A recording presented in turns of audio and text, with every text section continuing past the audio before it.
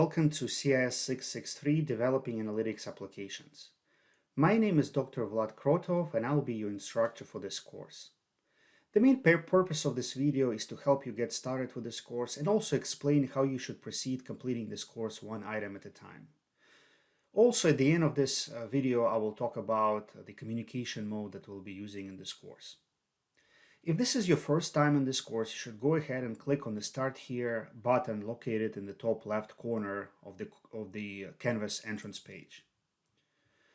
Once you click on this button, you should be able to see the Start Here Read Me First module. Since you're watching this video, it means you're already in the right place. In this module, you have the learning outcomes, module level learning outcomes or objectives that are not related to the course content per se. They are not, most of the time, they're not related to the subject matter of this course, which is developing analytics applications in R. However, all of those items is essential for your success in this course. So I highly recommend that you go through all those items one by one to make sure you understand all the policies, all the rules, and all the resources that we'll be using in this course. So we have a total of 11 module level objectives, and each step here is numbered and linked to the specific module level learning objectives. I suggest you start by reading my faculty page right here. So here you have my bio, some information about my experience, about my research interests and things like that. Of special interest are my Google Scholar and ResearchGate profiles. This is where you can find out more about my research interests and expertise. You don't have to remember like all of my research interests. However, if you're doing something for your individual project, which is the main deliverable of this course, that is related to my expertise or the topics that I'm researching, I'll be in a good position to support your project. I mean, I'll be happy to collaborate either during the course or after the course, where we can even write together an academic paper and try to publish it in conference proceedings or an academic journal. This is something that will give your CV a lot of weight if you decide to apply for a research-oriented industry position, let's say as a data scientist or business analyst, or in case you decide to go for a doctoral program after completing your master's degree.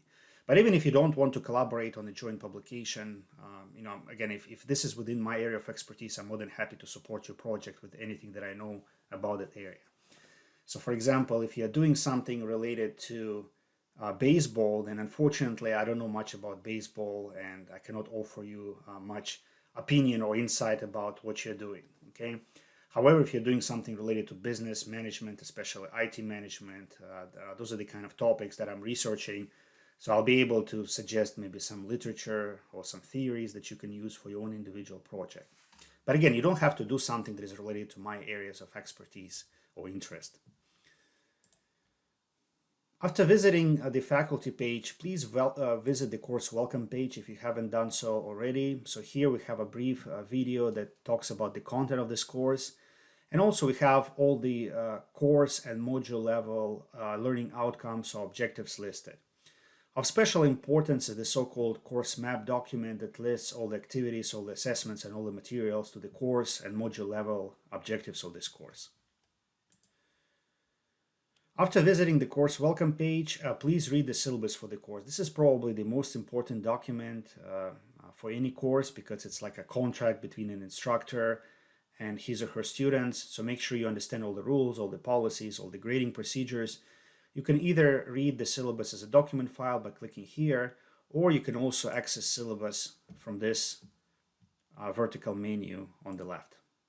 So syllabus is something that is very important, and the quiz that is administered at the end of this module largely related to what's discussed in the syllabus. Also, please get a copy of the textbook or book for this course.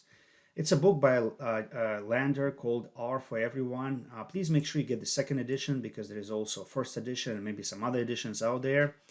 You have many options. You can get a hard copy, you can get an ebook. The book is not that expensive, and I kind of deliberately use that kind of book that is appealing to everybody and affordable for this course. I do ask you to do quite a bit of reading from that book for each of the modules in this course. Browse through the student services and resources to see what's available for you. Like, take a look at our library, writing center, academic advising, counseling center. Check out services for students with disabilities if you need to. Also, go over the main university policies, please, especially related to attendance, acceptable use policy, add drops, grades, graduation, catalog, accessibility policies, and things like that. So all those policies may not be directly related to the subject matter of this course, but nevertheless, they're quite important for you to be successful in this course. Also, familiarize yourself with the learning tools used in this course. Of special importance is the RStudio tool, because a lot of code demonstrations, your own individual project should be done in RStudio. It's a free software. You can download it, and I have some video instructions on how to do it, how to download RStudio, and also how to use it for entering R code. Review the minimal technical requirements and skills for this course. So those are the kind of technologies and skills you need to have on your side in order for you to access this course, to complete this course. After you're done with the minimum technical requirements and skills, please go to the introductions discussion thread. This is the first graded discussion thread. Here you have some prompts for this discussion. So what I'm asking you is to introduce yourself and also welcome to all the other students by responding to at least one other student. So read about submission instructions. The grading rubric is posted here. And this grading rubric is used to grade all discussion assignments with the exception of course Q&A. This is the discussion thread that is not graded. If you have any general questions about the course, feel free to post your questions here in this course Q&A discussion thread. If you're a student and if you know the answer to a particular question, feel free to answer that question, especially if you see that I'm not responding. But usually I try to check this discussion thread and my email related to this course several times a day. So most likely I will respond, within 24 to 48 hours, right? So usually I'm prompt unless I skip your email or skip your message somehow. It gets lost in all those numerous emails or messages, notifications that I get from Canvas. So feel free to remind me if you don't see me answering your question in this discussion thread or in Canvas email. I'll talk about that later. So if you don't have any questions, you can go ahead and take the introduction to the course quiz. By the way, this quiz requires you to use Respondus Lockdown browser software and a working webcam. If you don't have Respondus Lockdown browser software installed, once you click on that link, it will give you a link to download it. It will say something like this quiz requires Lockdown browser software, and there will be a link to download it. And also you need to have a working webcam. And then once you're ready to take the quiz, the system will ask you to do certain things to authenticate yourself, like to show your surrounding, to show your ID. This is not a high-stakes quiz, but it will prepare you to the format of the midterm and final exams, right? So please make sure you go through all those steps so that you know what to expect during the midterm and final exams. All other quizzes, they're not protected by that Respondus webcam monitor, so you don't have to go through all those security procedures. Again, this is just for you to get a sense of how the midterm and final exams will be like. If something is not working in relation to the Respondus monitor, which is that webcam, or Respondus Lockdown browser, which is a browser that locks you in on the exam or quiz and it doesn't allow you to go anywhere else on the screen, then please use the following link for support. Okay.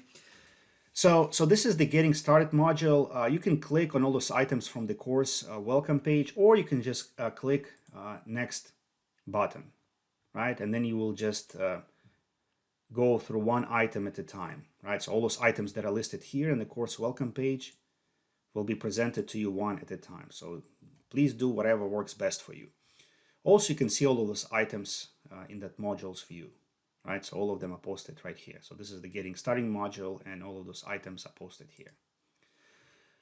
Please note that each module has deadlines. Now, the Start Here, Read Me First module and module number 1 have to be completed by the end of week 1. And by that, I mean by the end of the day on Sunday, okay? And most modules are like that. They have to be completed by the end of the week in which those modules are assigned. So please be careful, because usually modules correspond to weeks. So if it's a module 1, it means it has to be completed during week 1. But there can be some exceptions to that, especially if this course is administered in the summer, right? Because we have a bit less than 7 weeks, so there may be some discrepancy. So pay attention to the deadlines by going to the syllabus and looking at the outline of all the deliverables and their due dates. So this is where you can see what's due. So after you're done with the Start Here page, it says again, all items have to be completed by the end of the week on Sunday, but please don't wait until Sunday. Start working on that well ahead of the deadline.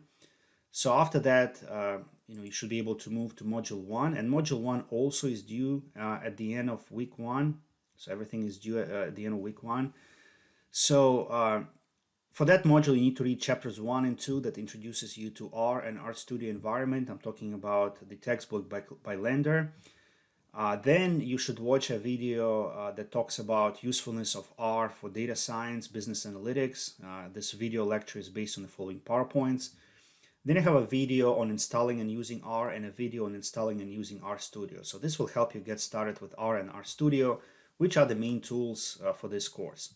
So after you learn about R and RStudio, I'm asking you to share your thoughts on R. Again, this is a graded discussion thread. You have to respond to the props and then respond to at least one student. And the same rubric for grading online discussions will be used. After that, just review notes. Those notes are fairly parallel to those videos. So just like for you to quickly refresh, like those topics, why R, installing and using RStudio. So after that, you should be able to take the introduction to the R environment quiz. After that, you need to familiarize yourself with the individual project requirements. So this is what will be due at the end of the semester. So download the template, read about all those sections in the template, and also go over the grading rubric because it will tell you how your final submission, your final report for this individual project will be graded. This is your main deliverable for this course. And after that, you should be able to take a short quiz related to individual project description. This quiz will assess how well you understand individual project requirements. After that, you should proceed to Module 2. Again, try to work ahead, but everything as mentioned here, everything here is due at the end of week 2 on Sunday. As you can see, the course is fairly linear. You kind of start at the top, you start with Start Here, and then you go all the way down to Module 7. Again, please pay attention to deadlines because they may not necessarily correspond to week numbers. All modules except module number 7 have items that are due at the end of the week. So for example, in module 2, again, everything is due at the end of the week, including quizzes. Here we have a video. After you read all those chapters about R syntax, I have a brief summary of R syntax, so you can watch this video, you can run code, you can follow that video demonstration along. After that, you can review notes on R syntax, which are parallel to this video, and they contain the summaries of all those chapters. And then at the end of this video, Introduction to R syntax, I'm explaining how to install a package called Swirl. And this package is like a hands-on tutorial on various important elements of R syntax. So after you install Swirl, you need to complete all those lessons in Swirl. And after completing each lesson, you will take a quiz to show me that you understand that lesson. By the end of week 2, you should be able to discuss your research project idea. And again, this is a graded discussion thread. So for now, it doesn't have to be final. You can change your mind, but at some point, you need to finalize your topic, right? And that will happen in a later module. So at the end of week 3, this is when you need to finalize your your topic by submitting a small research proposal. So it's a bit like a short write-up of what your individual project will be about. Also in this module, I'm giving you a tutorial on R Markdown language. So this is the language that you will use to carry out. In addition to R, you will use R language. You will use R Markdown to carry out your individual research project and also to generate the needed reports and the R Markdown file itself that you will submit. Okay, so this will be another important video tutorial. By the way, for a lot of video tutorials, not for all video tutorials like that involve R, I have code notes, which means that you can go ahead and run those notes as you watch the video to see, to kind of repeat what I'm doing on the screen. Okay. And then starting module 4, I'm posting a number of notes, code notes, related to various functionalities of R. So when you open that code file in RStudio, you will see both R code as well my comments that explain what that R code is about. So the first thing that you need to do for those modules 4 through 6, you need to read the appropriate chapter, like for example, chapter 6 from Lander's book that talks about reading data from files and databases into R. And then you need to open my code notes, code examples, and you need to run every example there on your own to make sure you understand it. If something is not working, and it's expected because R is a very fluid platform, things change, maybe it's something on your side that is not working, don't become disappointed. I mean, treat it as a learning opportunity. Like if you're getting error, then Google that error to find out why the code is not working. Again, I've double checked everything, but no matter how many times I double check, things change. Things change quickly on the web. Our language changes. The software may change, so something may not work. So treat it in a positive way. Try to figure out why it doesn't work. Don't just give up or tell me that, oh, it's not working. Try to Google the error that you're getting from RStudio and try to make it work. Try to make all of those examples work. And once you make them work, try to understand what's happening in our code. So you'll complete a number of code tutorials on your own. I don't have videos for those code tutorials, but the code, after you read the textbook and after you look at my comments, the code should be self-explanatory. If not, again, you're welcome to Google anything that is mentioned there. Hadley Wickham, one of the most well-known contributors to our language, he said once that nowadays to learn something, you need two things. Number one, motivation to learn something, and number two, Google, right? So you can always Google something if it's not clear in the code. But reading each chapter should give you a good foundation for understanding everything that is happening in those code examples. So you'll practice by writing those code examples, and then at the end of module 4, you should take the midterm exam. And the midterm exam is protected by lockdown and web camera, so you need to have a working webcam to take it. Before you take the exam, please prepare for it by going over the midterm exam study guide. The midterm exam will cover everything covered up to the end of module 4. So after the midterm exam, you will continue working on the course and you will continue working on an individual project. You'll go through modules 5 and 6. And then module 7 is of special importance. Now, unlike other modules, every item has a strict deadline. So it's not just at the end of week 7, right? So for example, you will submit your research report, which is the final deliverable for your individual project. Your research report together with our markdown file from which you generated this research report no later than the second day of week 7, right? So check the exact date in the syllabus page. By the way, here's the submission. By the way, I have some samples like from other students. So this is how a sample RMD file looks like and a sample doc file should look like. Again, maybe you should look at those examples during the first week and not wait until week 7, right, to look at those examples. After that, you need to review project reports of your peers. So right after the submission deadline, I will assign a couple of submissions of other students, and you need to review other student submissions by following those directions, and your reviews will be graded using the attached rubric. So this is also 5% towards your final grade. If you don't know how to do peer reviews in Canvas, read this article. It's like a tutorial that shows you how to submit peer reviews. I will assign it to them, but then you need to follow those steps to submit your peer reviews to students. After that, you need to take the final exam by no later than day 6 of week 7. Again, please go over the final exam study guide. And to wrap this course up, I'm asking you to participate in that graded course wrap-up discussion thread.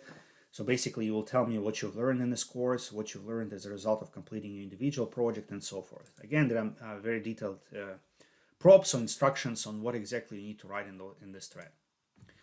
Okay, and then after you're done with those final matters in module 7, you're done with this course, okay? If at any point you have questions, feel free to send me an email, but I'm asking you to send me an email using Canvas mail function, okay? Try not to use my Murray State email address, which is also given to you in the syllabus page, right? You can also use it if other methods of communication are not working for you, but I would prefer that you send me everything related to this course through Canvas mail. But again, if it's something that is general, maybe you can post it in the course Q&A discussion thread located right here. For example, if you feel that other students may benefit from our conversation, you can post it here. But if it's something not useful for other students, or maybe something that is personal, something that you don't want others to see, then please send me an email through Canvas inbox. Again, I'm using my Murray State email account mostly for communicating with my colleagues at Murray State, but if something happened and let's say I'm not responding in Canvas, I'm not responding through Canvas mail, which is highly unlikely, but as a last resort, you're welcome to use my Murray State edu email address as well, okay, as the next level of communication.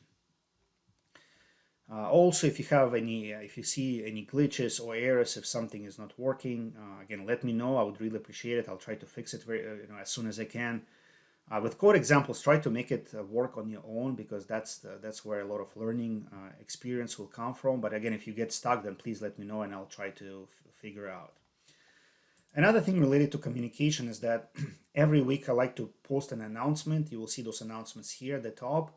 So I will just tell you like what's coming up for that week, what are the important deadlines, so that everything will be entered in Canvas as well.